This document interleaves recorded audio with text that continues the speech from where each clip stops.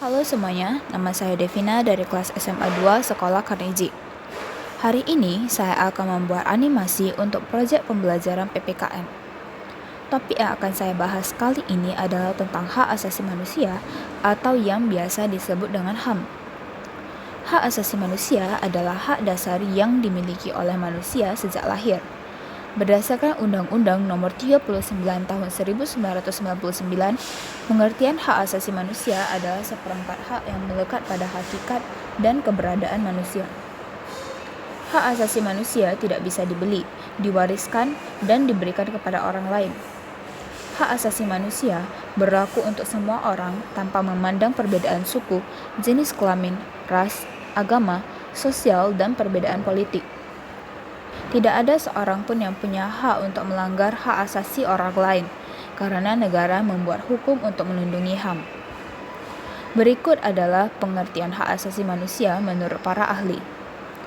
Menurut John Locke, hak asasi manusia adalah hak yang langsung diberikan oleh Tuhan kepada manusia sebagai hak kodrati, sehingga tidak ada yang bisa mencabutnya karena hak asasi manusia memiliki sifat mendasar dan suci.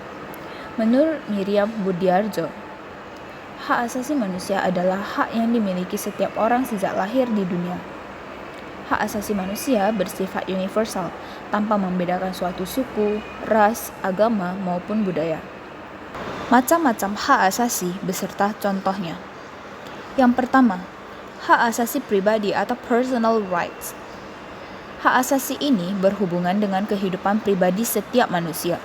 Contoh hak asasi pribadi yaitu hak untuk bebas bergerak, berpergian, dan berpindah tempat. Hak untuk bebas mengeluarkan atau menyatakan pendapat. Hak untuk bebas memilih dan aktif dalam organisasi atau perkumpulan. Hak untuk bebas memilih, memeluk, dan menjalankan agama serta kepercayaan yang diyakini masing-masing. Hak untuk hidup, berperilaku, tumbuh, dan berkembang. Hak untuk tidak dipaksa dan disiksa.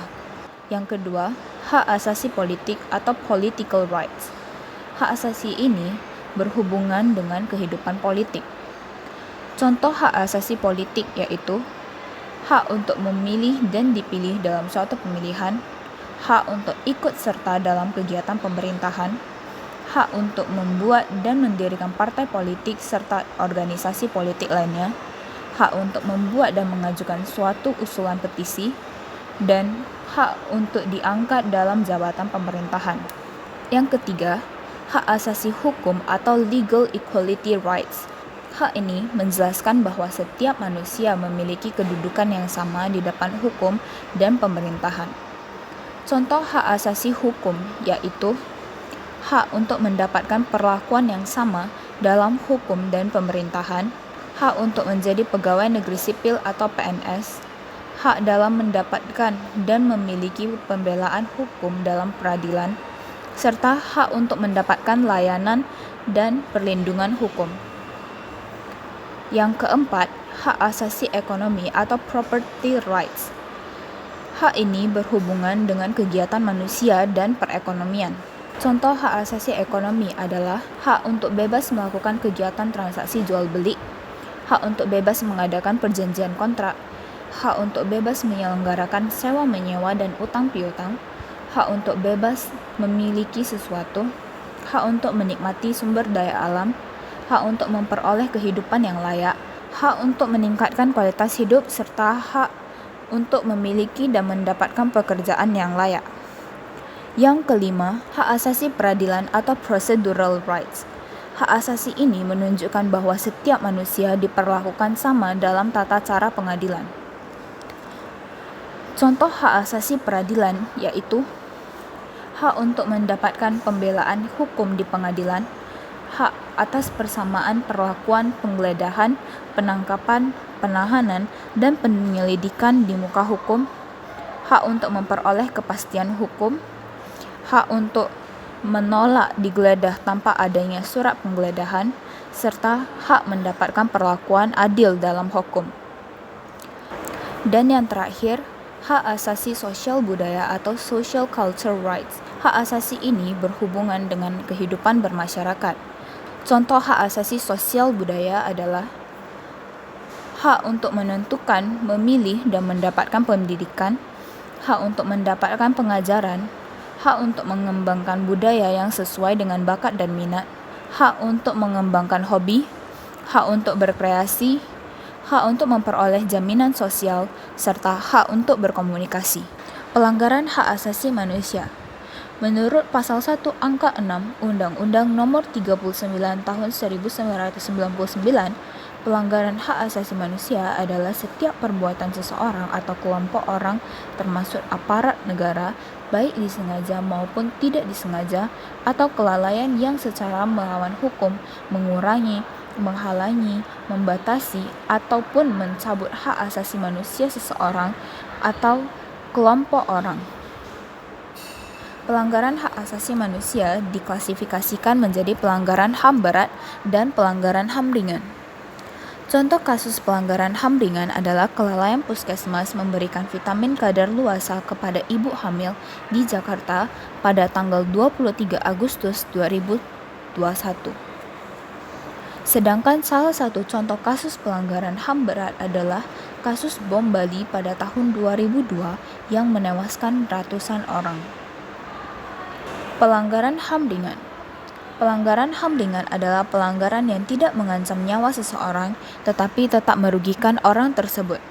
Macam-macam bentuk pelanggaran HAM ringan adalah melakukan penganiayaan, melakukan hal yang mencemarkan nama baik seseorang, menghalangi seseorang untuk menyampaikan aspirasinya dengan berbagai cara, melakukan aksi kekerasan dan pemukulan, mengambil barang atau hak milik orang lain, menghalangi seseorang menjalankan ibadah, melakukan pencemaran lingkungan, melakukan perundungan, baik secara langsung maupun melalui media sosial, tindakan pemaksaan orang tua terhadap anaknya.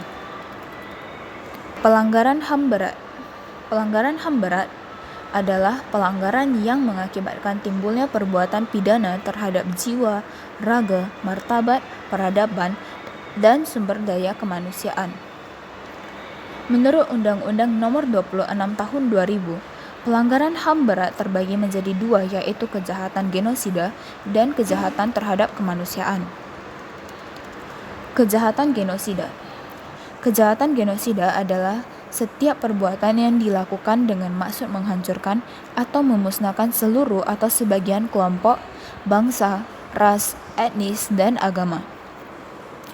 Yang termasuk dalam tindakan kejahatan genosida adalah membunuh anggota kelompok, mengakibatkan penderitaan fisik atau mental yang berat terhadap anggota-anggota kelompok, menciptakan kondisi kehidupan kelompok yang mengakibatkan kemusnahan secara fisik, memaksakan tindakan yang bertujuan mencegah kelahiran di dalam kelompok, memindahkan secara paksa anak-anak dari kelompok tertentu ke kelompok lain. Kejahatan kemanusiaan adalah perbuatan yang dilakukan sebagai bagian dari serangan yang meluas atau sistematik. Berikut tindakan yang tergolong ke dalam kejahatan kemanusiaan: pembunuhan, pemusnahan, perbudakan, pengusiran atau pemindahan penduduk secara paksa, perampasan kemerdekaan atau kebebasan fisik lain secara sewenang-wenang yang melanggar ketentuan pokok hukum internasional, penyiksaan, pemerkosaan, perbudakan seksual, pemaksaan kehamilan, pemandulan secara paksa, dan bentuk kekerasan seksual lain. Penganiayaan terhadap suatu kelompok tertentu yang telah dilarang secara universal oleh hukum internasional, penghilangan orang secara paksa, dan kejahatan apartheid.